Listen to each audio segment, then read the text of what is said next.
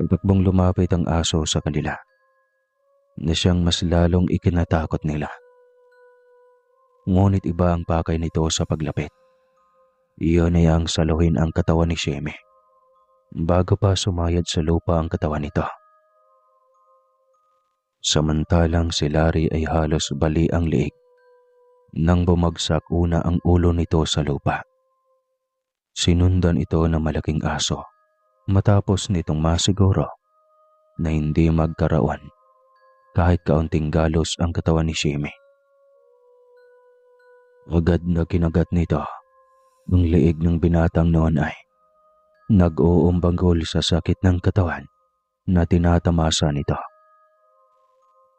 Si Sheme na noon ay nasaksihan ng lahat ay napasigaw sa takot. Napagtanto niyang hindi ordinaryong aso ang nasa kanilang harapan. Isa itong aswang at hindi tinitigilan ang pagsipsip ng dugo ng binata. Sinisiguro nitong tuyot na ang buong katawan ng biktima bago tinalikuran. Napaupo siya sa kalsada dahil sa takot, lalo na nang lapitan siya nito.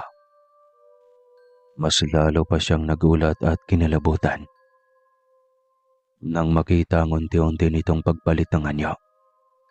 "Raymond, halimaw ka? Aswang ka?" Gulat na tanong ni Sheme. "Oo, Sheme. Aswang ako. Isang halimaw.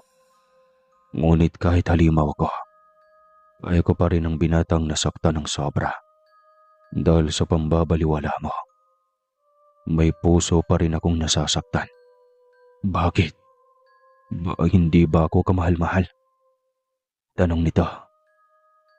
"Sinabi ko naman sa iyo na hindi kita mahal.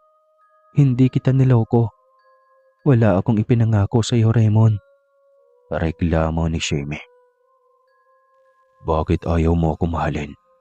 Ginawa ko ang lahat para sa iyo. Nagiging mabait ako dahil sa iyo. Pero ganito mo lang ako wawasakin. Hindi ako papayag, Sheme. Akin ka. Sa akin ka lang." Uwi ka nito. Sa pilitan nitong pinunit ang kanyang bestida. Inangkin siya nito ng sapilitan. Wala siyang magawa kundi ang umiyak lang. Natatakot rin siyang sumigaw ng tulong. Tiyak ding walang makakarinig sa kanya. Nasa kalagitnaan sila ng lugar na walang katao-tao.